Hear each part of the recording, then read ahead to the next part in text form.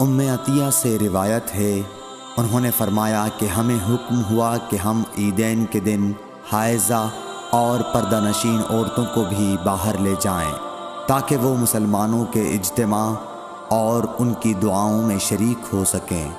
البتہ حائضہ عورتوں کو نماز پڑھنے کی جگہ سے دور رکھیں۔ ایک عورت نے کہا، یا رسول اللہ، ہم میں بعض عورتیں ایسی بھی ہوتی ہیں جن کے پاس پردہ کرنے کے لیے چادر نہیں ہوتی۔ آپ نے فرمایا کہ اس کی ساتھی عورت اپنی چادر کا ایک حصہ اسے اوڑھا دے۔ اور عبداللہ بن رجاء نے کہا، ہم سے عمران قطان نے بیان کیا، کہا ہم سے محمد بن سیرین نے، کہا ہم سے عطیہ نے، میں نے حضرت صلی اللہ علیہ وسلم سے سنا اور یہی حدیث بیان کی۔ صحیح بخاری حدیث نمبر 351۔ حضرت جابر بن عبداللہ رضی اللہ تعالی عنہ نے تہبند باندھ کر نماز پڑھی، جسے انہوں نے سر تک باندھ رکھا تھا اور آپ کے کپڑے کھونٹی پر لٹکے ہوئے تھے۔ ایک کہنے والے نے کہا کہ آپ ایک تہبند میں نماز پڑھتے ہیں؟ آپ نے جواب دیا کہ میں نے ایسا اس لیے کیا کہ تجھ جیسا کوئی احمق مجھے دیکھے۔ بھلا رسول اللہ صلی اللہ علیہ وسلم کے زمانے میں 2 کپڑے بھی کس کے پاس تھے؟ صحیح بخاری حدیث نمبر 352۔ محمد بن منقدر نے کہا کہ میں نے جابر رضی اللہ تعالیٰ عنہ کو ایک کپڑے میں نماز پڑھتے دیکھا، اور انہوں نے بتلایا کہ میں نے نبی صلی اللہ علیہ وسلم کو بھی ایک ہی کپڑے میں نماز پڑھتے دیکھا تھا۔ صحیح بخاری حدیث نمبر 353۔ عمر بن ابی سلمہ سے روایت ہے کہ نبی کریم صلی اللہ علیہ وسلم نے ایک کپڑے میں نماز پڑھی اور آپ نے کپڑے کے دونوں کناروں کو مخالف طرف کے کندھے پر ڈال لیا۔ صحیح بخاری حدیث نمبر 354۔ عمر بن ابی سلمہ سے روایت ہے کہ نبی کریم صلی اللہ علیہ وسلم کو سلمہ کے گھر میں ایک کپڑے میں نماز پڑھتے دیکھا۔ کپڑے کے دونوں کناروں کو آپ نے دونوں کندھوں پر ڈال رکھا تھا۔ صحیح بخاری حدیث نمبر 355۔ عمر بن ابی سلمہ نے خبر دی کہ میں نے رسول اللہ صلی اللہ علیہ وسلم کو حضرت سلمہ کے گھر میں ایک کپڑے میں نماز پڑھتے ہوئے دیکھا۔ آپ اسے لپیٹے ہوئے تھے اور اس کے دونوں کناروں کو دونوں کندھوں پر ڈالے ہوئے تھے۔ صحیح بخاری حدیث نمبر 356۔ ہانی بنت ابی طالب کے غلام ابو مرہ یزید نے بیان کیا کہ انہوں نے ہانی بنت ابی طالب سے یہ سنا۔ وہ فرماتی تھیں کہ میں فتح مکہ کے موقع پر نبی کریم صلی اللہ علیہ وسلم کی خدمت میں حاضر ہوئی۔ میں نے دیکھا کہ آپ غسل کر رہے ہیں اور آپ کی صاحبزادی فاطمہ پردہ کیے ہوئے ہیں۔ انہوں نے کہا کہ میں نے حضور صلی اللہ علیہ وسلم کو سلام کیا۔ آپ نے پوچھا کہ کون ہے؟ میں نے بتایا کہ ہانی بنت ابی طالب ہوں۔ آپ نے فرمایا، اچھی آئی ہو ہانی۔ پھر جب آپ نہانے سے فارغ ہو گئے تو اٹھے اور 8 رکعت نماز پڑھی، ایک ہی کپڑے میں لپٹ کر۔ جب آپ نماز پڑھ چکے تو میں نے عرض کی کہ یا رسول اللہ صلی اللہ علیہ وسلم، میرے ماں کے بیٹے حضرت علی بن ابی طالب کا دعویٰ ہے کہ وہ ایک شخص کو ضرور قتل کرے گا، حالانکہ میں نے اسے پناہ دے رکھی ہے۔ یہ میرے خاوند حبیرہ کا فلاں بیٹا ہے۔ رسول کریم صلی اللہ علیہ وسلم نے فرمایا کہ ہانی جسے تم نے پناہ دے دی، ہم نے بھی اسے پناہ دے دی۔ ہانی نے کہا کہ یہ نماز چاشت تھی۔ صحیح بخاری حدیث نمبر 357۔ سعید بن مسیب سے روایت ہے، وہ حضرت ابو ہریرہ رضی اللہ تعالیٰ عنہ سے کہ ایک پوچھنے والے نے رسول اللہ صلی اللہ علیہ وسلم سے ایک کپڑے میں نماز پڑھنے کے متعلق پوچھا تو آپ صلی اللہ علیہ وسلم نے فرمایا، کچھ برا نہیں، بھلا کیا تم سب میں ہر شخص کے پاس 2 کپڑے ہیں؟ صحیح بخاری حدیث نمبر 358۔ حضرت ابو ہریرہ رضی اللہ تعالیٰ عنہ سے روایت ہے کہ رسول اللہ صلی اللہ علیہ وسلم نے فرمایا کہ کسی شخص کو بھی ایک کپڑے میں نماز اس طرح نہ پڑھنی چاہیے کہ اس کے کندھوں پر کچھ نہ ہو۔ صحیح بخاری حدیث نمبر 359۔ حضرت ابو ہریرہ رضی اللہ تعالیٰ عنہ فرماتے تھے، میں اس کی گواہی دیتا ہوں کہ رسول اللہ صلی اللہ علیہ وسلم کو میں نے یہ ارشاد فرماتے سنا تھا کہ جو شخص ایک کپڑے میں نماز پڑھے اسے کپڑے کے دونوں کناروں کو اس کے مخالف سمت کے کندھے پر ڈال لینا چاہیے۔ صحیح بخاری حدیث نمبر 360۔ ہم سے یحییٰ بن صالح نے بیان کیا، کہا ہم سے فلیح بن سلیمان نے، وہ سعید بن حارث سے، کہا ہم نے جابر بن عبداللہ سے ایک کپڑے میں نماز پڑھنے کے بارے میں پوچھا تو آپ نے فرمایا کہ میں نبی کریم صلی اللہ علیہ وسلم کے ساتھ ایک سفر غزوہ بوات میں گیا، ایک رات میں کسی ضرورت کی وجہ سے آپ کے پاس آیا، میں نے دیکھا کہ آپ صلی اللہ علیہ وسلم نماز میں مشغول ہیں۔ اس وقت میرے بدن پر صرف ایک ہی کپڑا تھا، اس لیے میں نے اسے لپیٹ لیا اور آپ کے بازو میں ہو کر میں بھی نماز میں شریک ہو گیا۔ جب آپ نماز سے فارغ ہوئے تو دریافت فرمایا، جابر اس رات کے وقت کیسے آئے؟ میں نے آپ صلی اللہ علیہ وسلم سے اپنی ضرورت کے متعلق کہا۔ جب میں فارغ ہو گیا تو آپ نے پوچھا کہ یہ تم نے کیا لپیٹ رکھا تھا جسے میں نے دیکھا؟ میں نے عرض کی کہ ایک ہی کپڑا تھا، اس طرح نہ لپیٹتا تو کیا کرتا؟ آپ صلی اللہ علیہ وسلم نے فرمایا کہ اگر وہ کشادہ ہو تو اسے اچھی طرح لپیٹ لیا کر، اور اگر تنگ ہو تو اس کو تہبند کے طور پر باندھ لیا کر۔ صحیح بخاری حدیث نمبر 361۔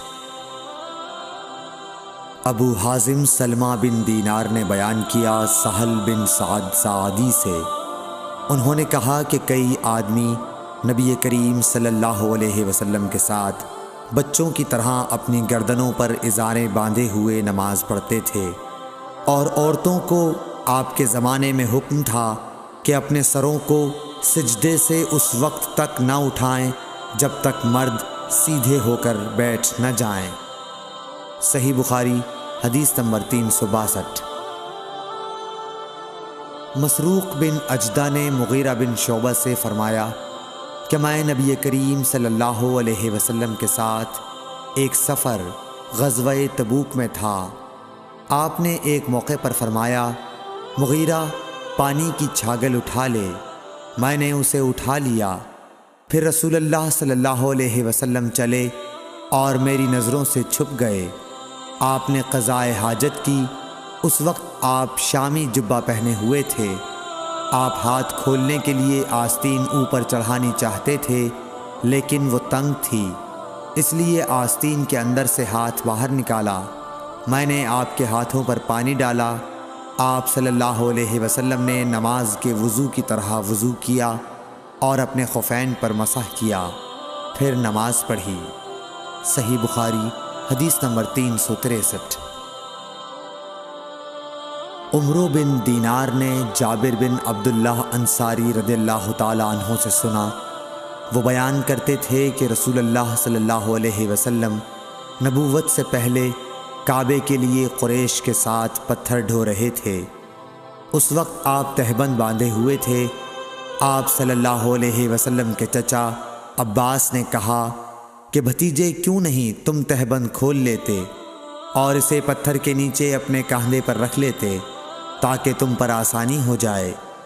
حضرت جابر نے کہا کہ آپ صلی اللہ علیہ وسلم نے تہبند کھول لیا اور کاندھے پر رکھ لیا، اسی وقت غشی کھا کر گر پڑے۔ اس کے بعد آپ صلی اللہ علیہ وسلم کبھی ننگے نہیں دیکھے گئے۔ صحیح بخاری حدیث نمبر 364۔ حضرت ابو ہریرہ رضی اللہ تعالی عنہ نے فرمایا کہ ایک شخص نبی صلی اللہ علیہ وسلم کے سامنے کھڑا ہوا اور اس نے صرف ایک کپڑا پہن کر نماز پڑھنے کے بارے میں سوال کیا۔ آپ صلی اللہ علیہ وسلم نے فرمایا کہ کیا تم سبھی لوگوں کے پاس 2 کپڑے ہو سکتے ہیں؟ پھر یہی مسئلہ حضرت عمر رضی اللہ تعالیٰ عنہ سے ایک شخص نے پوچھا تو انہوں نے کہا، جب اللہ تعالیٰ نے ہمیں فراغت دی ہے تو تم بھی فراغت کے ساتھ رہو۔ آدمی کو چاہیے کہ نماز میں اپنے کپڑے اکٹھا کر لے۔ کوئی آدمی تہبند اور چادر میں نماز پڑھے، کوئی تہبند اور قمیص، کوئی تہبند اور قبا میں، کوئی پاجامہ اور چادر میں، کوئی پاجامہ اور قمیص میں، کوئی پاجامہ اور قبا میں، کوئی جانگھیا اور قبا میں، کوئی جانگھیا اور قمیص میں نماز پڑھے۔ ابو ہریرہ رضی اللہ تعالیٰ عنہ نے کہا کہ مجھے یاد آتا ہے کہ آپ نے یہ بھی کہا کہ کوئی جانگھیا اور چادر میں نماز پڑھے۔ صحیح بخاری حدیث نمبر 365۔ ابن عمر رضی اللہ تعالیٰ عنہ نے فرمایا کہ رسول اللہ صلی اللہ علیہ وسلم سے ایک آدمی نے پوچھا کہ احرام باندھنے والے کو کیا پہننا چاہیے، تو آپ نے فرمایا کہ نہ قمیص پہنے، نہ پاجامہ، نہ باران کوٹ، اور نہ ایسا کپڑا جس میں زعفران لگا ہوا ہو، اور نہ ورس لگا ہوا کپڑا۔ پھر اگر کسی شخص کو جوتیاں نہ ملیں جن میں پاؤں کھلا رہتا ہو، وہ موزے کاٹ کر پہن لے تاکہ وہ ٹخنوں سے نیچے ہو جائیں۔ اور ابن ابی ذئب نے اس حدیث کو نافع سے بھی روایت کیا، انہوں نے ایسا ہی حضرت صلی اللہ علیہ وسلم سے بھی روایت کیا ہے۔ صحیح بخاری حدیث نمبر 366۔ عبید اللہ بن عبداللہ بن عتبہ نے ابو سعید خدری سے روایت کیا ہے کہ نبی کریم صلی اللہ علیہ وسلم نے سما کی طرح کپڑا بدن پر لپیٹ لینے سے منع فرمایا، اور اس سے بھی منع فرمایا کہ آدمی ایک کپڑے پر اجتباء کرے اور اس کی شرمگاہ پر علیحدہ کوئی دوسرا کپڑا نہ ہو۔ صحیح بخاری حدیث نمبر 367۔ اعرج ابو ہریرہ رضی اللہ تعالیٰ عنہ سے نقل کرتے ہیں کہ نبی کریم صلی اللہ علیہ وسلم نے 2 طرح کی بیع و فروخت سے منع فرمایا، ایک تو چھونے کی بیع سے، دوسرے پھینکنے کی بیع سے، اور اشتعمال السما سے جس کا بیان اوپر گزرا، اور ایک کپڑے میں گوٹ مار کر بیٹھنے سے۔ صحیح بخاری حدیث نمبر 368۔ حمید بن عبد الرحمن بن عوف نے خبر دی کہ حضرت ابو ہریرہ رضی اللہ تعالیٰ عنہ نے فرمایا کہ اس حج کے موقع پر مجھے حضرت ابو بکر نے یوم نحر ذی الحج کی 10ویں تاریخ میں اعلان کرنے والوں کے ساتھ بھیجا تاکہ ہم منا میں اس بات کا اعلان کر دیں کہ اس سال کے بعد کوئی مشرک حج نہیں کر سکتا اور کوئی شخص ننگے ہو کر بیت اللہ کا طواف نہیں کر سکتا۔ حمید بن عبد الرحمن نے کہا، اس کے بعد رسول اللہ صلی اللہ علیہ وسلم نے حضرت علی رضی اللہ تعالی عنہ کو حضرت ابو بکر کے پیچھے بھیجا اور انہیں حکم دیا کہ وہ سورہ برت پڑھ کر سنا دیں اور اس کے مضامین کا عام اعلان کر دیں۔ ابو ہریرہ رضی اللہ تعالی عنہ فرماتے ہیں کہ حضرت علی رضی اللہ تعالی عنہ نے ہمارے ساتھ نہر کے دن منا میں 10ویں تاریخ کو یہ سنایا کہ آج کے بعد کوئی مشرک نہ حج کر سکے گا اور نہ بیت اللہ کا طواف کوئی شخص ننگے ہو کر کر سکے گا۔ صحیح بخاری حدیث نمبر 369۔ عبد الرحمن بن ابو الموالی نے محمد بن مقدر سے کہا، میں جابر بن عبداللہ انصاری کی خدمت میں حاضر ہوا، وہ ایک کپڑا اپنے بدن پر لپیٹے ہوئے نماز پڑھ رہے تھے، حالانکہ ان کی چادر الگ رکھی ہوئی تھی۔ جب آپ نماز سے فارغ ہوئے تو ہم نے کہا، اے ابو عبداللہ، آپ کی چادر رکھی ہوئی ہے اور آپ اسے اوڑھے بغیر نماز پڑھ رہے ہیں۔ انہوں نے فرمایا، میں نے چاہا کہ تم جیسے جاہل لوگ مجھے اس طرح نماز پڑھتے دیکھ لیں۔ میں نے بھی نبی صلی اللہ علیہ وسلم کو اسی طرح ایک کپڑے میں نماز پڑھتے دیکھا تھا۔ صحیح بخاری حدیث نمبر 370۔ عبد العزیز بن صہیب نے انس بن مالک رضی اللہ تعالی عنہ سے روایت کی کہ نبی کریم صلی اللہ علیہ وسلم غزوہ خیبر میں تشریف لے گئے۔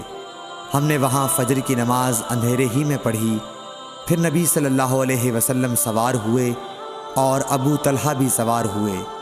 میں ابو طلحہ کے پیچھے بیٹھا ہوا تھا۔ نبی صلی اللہ علیہ وسلم نے اپنی سواری کا رخ خیبر کی گلیوں کی طرف کر دیا۔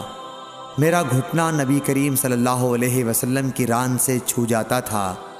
پھر نبی کریم صلی اللہ علیہ وسلم نے اپنی ران سے تہبند کو ہٹایا، یہاں تک کہ میں نبی کریم صلی اللہ علیہ وسلم کی شفاف اور سفید رانوں کی سفیدی اور چمک دیکھنے لگا۔ جب آپ خیبر کی بستی میں داخل ہوئے تو آپ صلی اللہ علیہ وسلم نے فرمایا کہ اللہ اکبر، اللہ سب سے بڑا ہے، خیبر برباد ہو گیا۔ جب ہم کسی قوم کے آنگن میں اتر جائیں تو ڈرائے ہوئے لوگوں کی صبح منحوس ہو جاتی ہے۔ آپ نے یہ 3 مرتبہ فرمایا۔ انس رضی اللہ تعالی عنہ نے کہا کہ خیبر کے یہودی لوگ اپنے کاموں کے لیے باہر نکلے ہی تھے کہ وہ چلا اٹھے، محمد صلی اللہ علیہ وسلم آن پہنچے۔ اور عبدالعزیز راوی نے کہا کہ بعض حضرت انس رضی اللہ تعالی عنہ سے روایت کرنے والے ہمارے ساتھیوں نے والخمیس کا لفظ بھی نقل کیا ہے، یعنی وہ چلا اٹھے کہ محمد لشکر لے کر پہنچ گئے۔ پس ہم نے خیبر لڑ کر فتح کر لیا اور قیدی جمع کیے گئے۔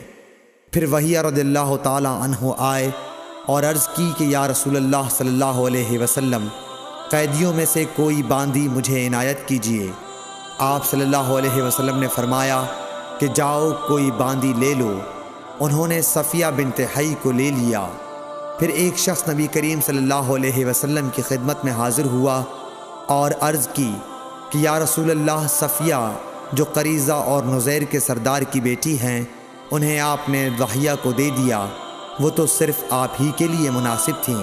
اس پر آپ نے فرمایا کہ وحیہ کو صفیہ کے ساتھ بلاؤ۔ وہ لائے گئے۔ جب نبی کریم صلی اللہ علیہ وسلم نے انہیں دیکھا تو فرمایا کہ قیدیوں میں سے کوئی اور باندی لے لو۔ راوی نے کہا کہ پھر نبی کریم صلی اللہ علیہ وسلم نے صفیہ کو آزاد کر دیا اور انہیں اپنے نکاح میں لے لیا۔ ثابت بنانی نے حضرت انس رضی اللہ تعالی عنہ سے پوچھا کہ ابو حمزہ، ان کا مہر حضور صلی اللہ علیہ وسلم نے کیا رکھا تھا؟ حضرت انس رضی اللہ عنہ نے فرمایا کہ خود انہی کی آزادی ان کا مہر تھا اور اسی پر آپ نے نکاح کیا۔ پھر راستے ہی میں ام سلیم رضی اللہ عنہ حضرت انس رضی اللہ عنہ کی والدہ نے انہیں دلہن بنایا اور نبی کریم صلی اللہ علیہ وسلم کے پاس رات کے وقت بھیجا۔ اب نبی کریم صلی اللہ علیہ وسلم دلہا تھے، اس لیے آپ نے فرمایا کہ جس کے پاس بھی کچھ کھانے کی چیز ہو تو یہاں لائے۔ آپ نے ایک چمڑے کا دسترخوان بچھایا، بعض صحابہ کھجور لائے، بعض گھی۔ عبدالعزیز نے کہا کہ میرا خیال ہے حضرت انس رضی اللہ عنہ نے ستو کا بھی ذکر کیا۔ پھر لوگوں نے ان کا حلوہ بنا لیا۔ یہ رسول اللہ صلی اللہ علیہ وسلم کا ولیمہ تھا۔ صحیح بخاری حدیث نمبر 371۔ عروہ بن زبیر نے خبر دی کہ حضرت عائشہ رضی اللہ عنہا نے فرمایا کہ نبی صلی اللہ علیہ وسلم فجر کی نماز پڑھتے اور آپ صلی اللہ علیہ وسلم کے ساتھ نماز میں کئی مسلمان عورتیں اپنی چادریں اوڑھے ہوئے شریک نماز ہوتیں، پھر اپنے گھروں کو واپس چلی جاتی تھیں۔ اس وقت انہیں کوئی پہچان نہیں سکتا تھا۔ صحیح بخاری حدیث نمبر 372۔ ابن شہاب نے بیان کیا کہ انہوں نے عروہ سے، انہوں نے ام المومنین حضرت عائشہ رضی اللہ تعالی عنہا سے کہ نبی صلی اللہ علیہ وسلم نے ایک چادر میں نماز پڑھی جس میں نقش و نگار تھے۔ آپ صلی اللہ علیہ وسلم نے انہیں ایک مرتبہ دیکھا، پھر جب نماز سے فارغ ہوئے تو فرمایا کہ میری یہ چادر ابو جہم عامر بن حذیفہ کے پاس لے جاؤ اور ان کی انجانیہ والی چادر لے آؤ، کیونکہ اس چادر نے ابھی نماز سے مجھ کو غافل کر دیا۔ اور ہشام بن عروہ نے اپنے والد سے روایت کی، انہوں نے عائشہ رضی اللہ عنہا سے کہ نبی صلی اللہ علیہ وسلم نے فرمایا کہ میں نماز میں اس کے نقش و نگار دیکھ رہا تھا، پس میں ڈرا کہ کہیں یہ مجھے غافل نہ کر دے۔ صحیح بخاری حدیث نمبر 373۔ عبدالعزیز بن صہیب نے انس رضی اللہ عنہ سے نقل کیا کہ حضرت عائشہ رضی اللہ عنہ کے پاس ایک رنگین باریک پردہ تھا جسے انہوں نے اپنے گھر کے ایک طرف پردے کے لیے لٹکا دیا تھا۔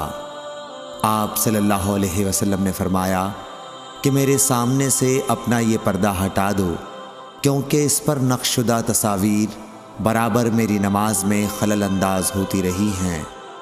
صحیح بخاری حدیث نمبر 374۔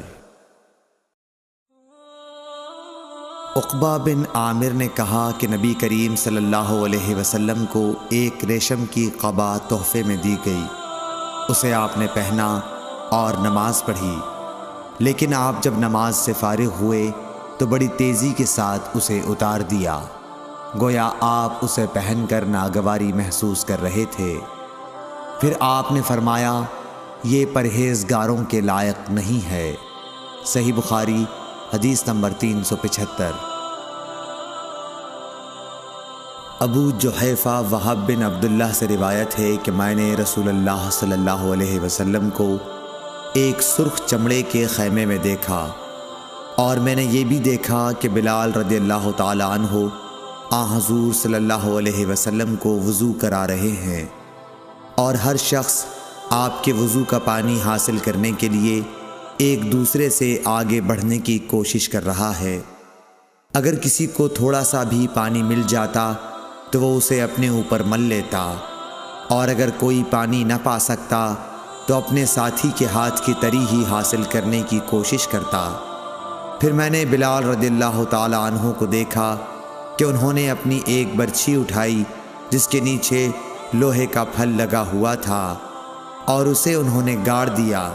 نبی کریم صلی اللہ علیہ وسلم ڈیرے میں سے ایک سرخ پوشاک پہنے ہوئے تہبند اٹھائے ہوئے باہر تشریف لائے، اور برچھی کی طرف منہ کر کے لوگوں کو 2 رکعت نماز پڑھائی۔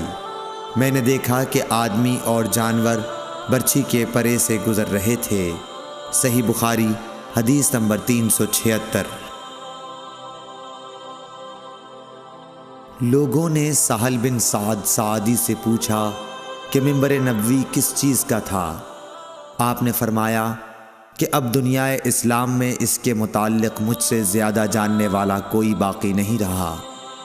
منبر غابہ کے چھاؤ سے بنا تھا، فلاں عورت کے غلام فلاں نے اسے رسول اللہ صلی اللہ علیہ وسلم کے لیے بنایا تھا۔ جب وہ تیار کر کے مسجد میں رکھا گیا تو رسول اللہ صلی اللہ علیہ وسلم اس پر کھڑے ہوئے، اور آپ نے قبلے کی طرف اپنا منہ کیا اور تکبیر کہی، اور لوگ آپ کے پیچھے کھڑے ہو گئے۔ پھر آپ نے قرآن مجید کی آیتیں پڑھیں اور رکوع کیا۔ آپ کے پیچھے تمام لوگ بھی رکوع میں چلے گئے۔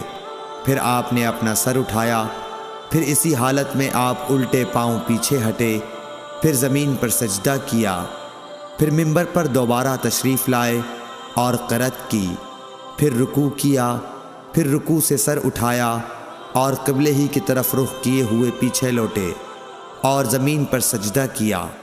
یہ ہے منبر کا قصہ۔ امام ابو عبداللہ بخاری نے کہا کہ علی بن عبداللہ مدینی نے کہا کہ مجھ سے امام احمد بن حنبل نے اس حدیث کو پوچھا۔ علی نے کہا کہ میرا مقصد یہ ہے کہ نبی کریم صلی اللہ علیہ وسلم نماز میں لوگوں سے اونچے مقام پر کھڑے ہوئے تھے، اس لیے اس میں کوئی حرج نہ ہونا چاہیے کہ امام مقتدیوں سے اونچی جگہ پر کھڑا ہو۔ علی بن مدینی کہتے ہیں کہ میں نے امام احمد بن حنبل سے کہا کہ سفیان بن عینیہ سے یہ حدیث اکثر پوچھی جاتی تھی، آپ نے بھی یہ حدیث ان سے سنی ہے؟ تو انہوں نے جواب دیا کہ نہیں۔ صحیح بخاری حدیث نمبر 377۔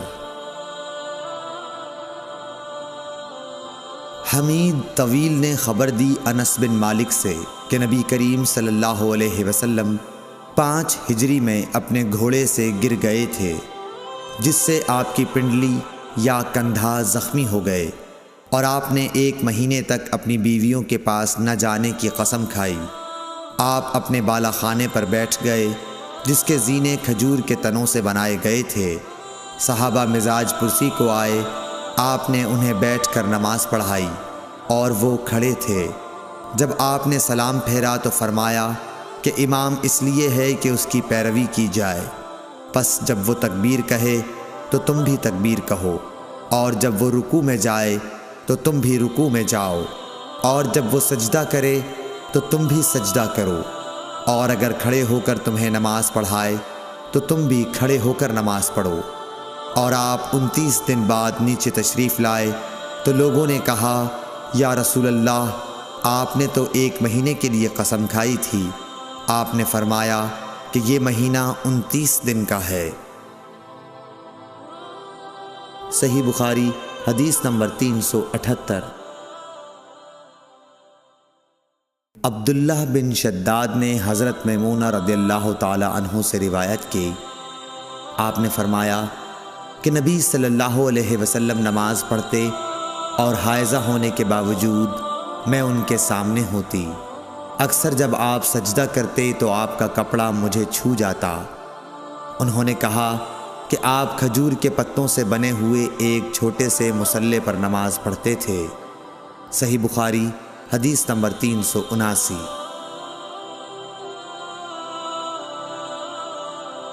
انس بن مالک سے روایت ہے کہ ان کی نانی ملیکہ نے رسول اللہ صلی اللہ علیہ وسلم کو کھانا تیار کر کے کھانے کے لیے بلایا۔ آپ نے کھانے کے بعد فرمایا کہ آؤ تمہیں نماز پڑھا دوں۔ انس رضی اللہ تعالی عنہ نے کہا کہ میں نے اپنے گھر سے ایک بوریا اٹھایا جو کثرت استعمال سے کالا ہو گیا تھا۔ میں نے اس پر پانی چھڑکا، پھر رسول اللہ صلی اللہ علیہ وسلم نماز کے لیے اسی بوریے پر کھڑے ہوئے، اور میں اور ایک یتیم کہ رسول اللہ صلی اللہ علیہ وسلم کے غلام ابو زمیرہ کے لڑکے ضمیرہ آپ کے پیچھے صف باندھ کر کھڑے ہو گئے، اور بوڑھی عورت انس کی نانی ملیکہ ہمارے پیچھے کھڑی ہوئیں۔ پھر رسول اللہ صلی اللہ علیہ وسلم نے ہمیں 2 رکعت نماز پڑھائی اور واپس گھر تشریف لے گئے۔ صحیح بخاری حدیث نمبر 380۔ ام المومنین میمونہ رضی اللہ تعالی عنہا سے روایت ہے، انہوں نے کہا کہ نبی کریم صلی اللہ علیہ وسلم سجدہ گاہ یعنی چھوٹے مصلے پر نماز پڑھا کرتے تھے۔ صحیح بخاری حدیث نمبر 381۔ حضرت عائشہ رضی اللہ عنہا نے فرمایا کہ میں رسول اللہ صلی اللہ علیہ وسلم کے آگے سو جاتی اور میرے پاؤں آپ کے قبلے میں ہوتے۔ جب آپ سجدہ کرتے تو میرے پاؤں کو آہستہ سے دبا دیتے، میں اپنے پاؤں سمیٹ لیتی، اور آپ جب کھڑے ہو جاتے تو میں انہیں پھر پھیلا دیتی۔ ان دنوں گھروں میں چراغ بھی نہیں ہوا کرتے تھے۔ صحیح بخاری حدیث نمبر 382۔ عروہ نے خبر دی کہ حضرت عائشہ رضی اللہ تعالی عنہا نے انہیں بتایا کہ رسول اللہ صلی اللہ علیہ وسلم اپنے گھر کے بچھونے پر نماز پڑھتے، اور حضرت عائشہ رضی اللہ تعالی عنہا آپ کے اور قبلے کے درمیان اس طرح لیٹی ہوتیں جیسے نماز کے لیے جنازہ رکھا جاتا ہے۔ صحیح بخاری حدیث نمبر 383۔ عروہ بن زبیر سے روایت ہے کہ نبی کریم صلی اللہ علیہ وسلم اس بچھونے پر نماز پڑھتے جس پر آپ اور حضرت عائشہ رضی اللہ تعالی عنہا سوتے، اور حضرت عائشہ رضی اللہ تعالی عنہا آپ کے اور قبلے کے درمیان اس بستر پر لیٹی رہتیں۔ صحیح بخاری حدیث نمبر 384۔ انس بن مالک رضی اللہ تعالی عنہ نے کہا کہ ہم نبی کریم صلی اللہ علیہ وسلم کے ساتھ نماز پڑھتے تھے، پھر سخت گرمی کی وجہ سے کوئی ہم میں سے اپنے کپڑے کا کنارہ سجدے کی جگہ رکھ لیتا۔ صحیح بخاری حدیث نمبر 385۔ ابو مسلمہ سعید بن یزید ازدی نے انس بن مالک رضی اللہ تعالی عنہ سے پوچھا کہ کیا نبی کریم صلی اللہ علیہ وسلم اپنی جوتیاں پہن کر نماز پڑھتے تھے؟ تو انہوں نے فرمایا کہ ہاں۔ صحیح بخاری حدیث نمبر 386۔ ابراہیم نخعی حمام بن حارث سے روایت کرتے تھے، انہوں نے کہا کہ میں نے جریر بن عبداللہ کو دیکھا، انہوں نے پیشاب کیا، پھر وضو کیا اور اپنے موزوں پر مسح کیا، پھر کھڑے ہوئے اور موزوں سمیت نماز پڑھی۔ آپ سے جب اس کے متعلق پوچھا گیا تو فرمایا کہ میں نے نبی کریم صلی اللہ علیہ وسلم کو ایسا ہی کرتے دیکھا ہے۔ ابراہیم نخعی نے کہا کہ یہ حدیث لوگوں کی نظر میں بہت پسندیدہ تھی، کیونکہ جریر رضی اللہ تعالی عنہ آخر میں اسلام لائے تھے۔ صحیح بخاری حدیث نمبر 387۔ مغیرہ بن شعبہ نے کہا کہ میں نے نبی کریم صلی اللہ علیہ وسلم کو وضو کرایا، آپ نے اپنے موزوں پر مسح کیا اور نماز پڑھی۔ صحیح بخاری حدیث نمبر 388۔ حذیفہ رضی اللہ تعالی عنہ نے ایک شخص کو دیکھا جو رکوع اور سجدہ پوری طرح نہیں کرتا تھا۔ جب اس نے اپنی نماز پوری کر لی تو حذیفہ رضی اللہ تعالی عنہ نے فرمایا کہ تم نے نماز ہی نہیں پڑھی۔ ابو وائل راوی نے کہا میں خیال کرتا ہوں کہ حضرت حذیفہ رضی اللہ تعالی عنہ نے یہ بھی فرمایا کہ اگر تو ایسی ہی نماز پر مر جاتا تو آن حضرت صلی اللہ علیہ وسلم کی سنت پر نہیں مرتا۔ صحیح بخاری حدیث نمبر 389۔ عبداللہ بن مالک بن بحینہ سے روایت ہے کہ نبی کریم صلی اللہ علیہ وسلم جب نماز پڑھتے تو اپنے بازوؤں کے درمیان اس قدر کشادگی کر دیتے کہ دونوں بغلوں کی سفیدی ظاہر ہونے لگتی تھی۔ اور لیث نے یوں کہا کہ مجھ سے جعفر بن ربیعہ نے اسی طرح حدیث بیان کی۔ صحیح بخاری حدیث نمبر 390۔ انس بن مالک رضی اللہ تعالی عنہ نے کہا کہ رسول اللہ صلی اللہ علیہ وسلم نے فرمایا جس نے ہماری طرح نماز پڑھی اور ہماری طرح قبلے کی طرف منہ کیا اور ہمارے ذبیحہ کو کھایا تو وہ مسلمان ہے جس کے لیے اللہ اور اس کے رسول کی پناہ ہے، پس تم اللہ کے ساتھ اس کی دی ہوئی پناہ میں خیانت نہ کرو۔ صحیح بخاری حدیث نمبر 391۔ انس بن مالک رضی اللہ تعالی عنہ سے روایت ہے کہ رسول اللہ صلی اللہ علیہ وسلم نے فرمایا مجھے حکم دیا گیا ہے کہ میں لوگوں کے ساتھ جنگ کروں یہاں تک کہ وہ لا الہ الا اللہ کہیں، پس جب وہ اس کا اقرار کر لیں اور ہماری طرح نماز پڑھنے لگیں اور ہمارے قبلے کی طرف نماز میں منہ کریں اور ہمارے ذبیحہ کو کھانے لگیں تو ان کا خون اور ان کے اموال ہم پر حرام ہو گئے مگر کسی حق کے بدلے، اور باطن میں ان کا حساب اللہ پر رہے گا۔ صحیح بخاری حدیث نمبر 392۔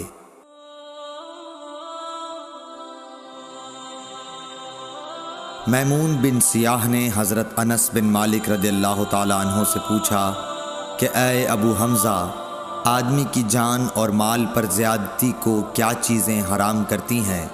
تو انہوں نے فرمایا کہ جس نے گواہی دی کہ اللہ کے سوا کوئی معبود نہیں اور ہمارے قبلے کی طرف منہ کیا اور ہماری نماز کی طرح نماز پڑھی اور ہمارے ذبیحہ کو کھایا تو وہ مسلمان ہے، پھر اس کے وہی حقوق ہیں جو عام مسلمانوں کے ہیں اور اس کی وہی ذمہ داریاں ہیں جو عام مسلمانوں پر ہیں۔ اور ابن ابی مریم نے کہا ہمیں یحییٰ بن ایوب نے خبر دی، انہوں نے کہا ہم سے حمید نے حدیث بیان کی، انہوں نے کہا ہم سے انس بن مالک رضی اللہ عنہ نے نبی کریم صلی اللہ علیہ وسلم سے نقل کر کے حدیث بیان کی۔ صحیح بخاری حدیث نمبر 393۔ ابو ایوب انصاری رضی اللہ تعالی عنہ سے روایت ہے کہ رسول اللہ صلی اللہ علیہ وسلم نے فرمایا جب تم قضائے حاجت کے لیے جاؤ تو اس وقت نہ قبلے کی طرف منہ کرو اور نہ پیٹھ کرو، بلکہ مشرق یا مغرب کی طرف اس وقت اپنا منہ کر لیا کرو۔ ابو ایوب نے فرمایا کہ ہم جب شام میں آئے تو یہاں کے بیت الخلاء قبلہ رخ بنے ہوئے تھے، جب ہم قضائے حاجت کے لیے جاتے تو ہم مڑ جاتے اور اللہ عز و جل سے استغفار کرتے تھے۔ اور ظاہری نے عطا سے اس حدیث کو اسی طرح روایت کیا۔ اس میں یوں ہے کہ عطا نے کہا میں نے ابو ایوب سے سنا، انہوں نے اسی طرح حضرت صلی اللہ علیہ وسلم سے سنا۔ صحیح بخاری حدیث نمبر 394۔ عمرو بن دینار نے کہا ہم نے عبداللہ بن عمر رضی اللہ تعالیٰ عنہ سے ایک ایسے شخص کے بارے میں پوچھا جس نے بیت اللہ کا طواف عمرے کے لیے کیا لیکن صفا اور مروہ کی سعی نہیں کی، کیا ایسا شخص بیت اللہ کے طواف کے بعد اپنی بیوی سے صحبت کر سکتا ہے؟ آپ نے جواب دیا کہ نبی کریم صلی اللہ علیہ وسلم تشریف لائے، آپ نے 7 مرتبہ بیت اللہ کا طواف کیا اور مقام ابراہیم کے پاس 2 رکعت نماز پڑھی، پھر صفا اور مروہ کی سعی کی، اور تمہارے لیے نبی کریم صلی اللہ علیہ وسلم کی زندگی بہترین نمونہ ہے۔ صحیح بخاری حدیث نمبر 395۔ عمرو بن دینار نے کہا ہم نے جابر بن عبداللہ سے بھی یہ مسئلہ پوچھا تو آپ نے بھی یہی فرمایا کہ وہ بیوی کے قریب بھی اس وقت تک نہ جائے جب تک صفا اور مروہ کی سعی نہ کر لے۔ صحیح بخاری حدیث نمبر 396۔ سیف بن ابی سلیمان نے کہا کہ میں نے مجاہد سے سنا، انہوں نے کہا کہ ابن عمر کی خدمت میں ایک آدمی آیا اور کہنے لگا اے لو، یہ رسول اللہ صلی اللہ علیہ وسلم آن پہنچے اور آپ کعبے کے اندر داخل ہو گئے۔ ابن عمر نے کہا کہ میں جب آیا تو نبی کریم صلی اللہ علیہ وسلم کعبے سے نکل چکے تھے، میں نے دیکھا کہ بلال دونوں دروازوں کے سامنے کھڑے ہیں۔ میں نے بلال سے پوچھا کہ کیا نبی کریم صلی اللہ علیہ وسلم نے کعبے کے اندر نماز پڑھی ہے؟ انہوں نے کہا کہ ہاں، 2 رکعت ان 2 ستونوں کے درمیان پڑھی تھی جو کعبے میں داخل ہوتے وقت بائیں طرف واقع ہیں۔ پھر جب باہر تشریف لائے تو کعبے کے سامنے 2 رکعت نماز ادا فرمائی۔ صحیح بخاری حدیث نمبر 397۔ عطا بن ابی رباح نے کہا کہ میں نے ابن عباس رضی اللہ تعالیٰ عنہ سے سنا کہ جب نبی کریم صلی اللہ علیہ وسلم کعبے کے اندر تشریف لے گئے تو اس کے چاروں کونوں میں آپ نے دعا کی اور نماز پڑھی۔ پھر جب باہر تشریف لائے تو 2 رکعت نماز کعبے کے سامنے پڑھی اور فرمایا کہ یہی قبلہ ہے۔ صحیح بخاری حدیث نمبر 398۔ حضرت برا بن عازب رضی اللہ تعالیٰ عنہ سے روایت ہے کہ نبی کریم صلی اللہ علیہ وسلم نے 16 یا 17 ماہ تک بیت المقدس کی طرف منہ کر کے نمازیں پڑھیں، اور رسول اللہ صلی اللہ علیہ وسلم دل سے چاہتے تھے کہ کعبے کی طرف منہ کر کے نماز پڑھیں۔ آخر اللہ تعالیٰ نے یہ آیت نازل فرمائی، ہم آپ کا آسمان کی طرف بار بار چہرہ اٹھانا دیکھتے ہیں۔ پھر آپ نے کعبے کی طرف منہ کر لیا، اور احمقوں نے جو یہودی تھے کہنا شروع کیا کہ انہیں اگلے قبلے سے کس چیز نے پھیر دیا۔ آپ فرما دیجئے کہ اللہ ہی کی ملکیت ہے مشرق اور مغرب، اللہ جس کو چاہتا ہے سیدھے راستے کی ہدایت کر دیتا ہے۔ جب قبلہ بدلا تو ایک شخص نے نبی کریم صلی اللہ علیہ وسلم کے ساتھ نماز پڑھی، پھر نماز کے بعد وہ چلا اور انصار کی ایک جماعت پر اس کا گزر ہوا جو عصر کی نماز بیت المقدس کی طرف منہ کر کے پڑھ رہے تھے۔ اس شخص نے کہا کہ میں گواہی دیتا ہوں کہ میں نے نبی کریم صلی اللہ علیہ وسلم کے ساتھ وہ نماز پڑھی ہے جس میں آپ نے موجودہ قبلہ کعبے کی طرف منہ کر کے نماز پڑھی ہے۔ پھر وہ جماعت نماز کی حالت میں ہی مڑ گئی اور کعبے کی طرف منہ کر لیا۔ صحیح بخاری حدیث نمبر 399۔ جابر بن عبداللہ نے فرمایا کہ نبی کریم صلی اللہ علیہ وسلم اپنی سواری پر خواہ اس کا رخ کسی طرف ہو نفل نماز پڑھتے تھے، لیکن جب فرض نماز پڑھنا چاہتے تو سواری سے اتر جاتے اور قبلے کی طرف منہ کر کے نماز پڑھتے۔ صحیح بخاری حدیث نمبر 400۔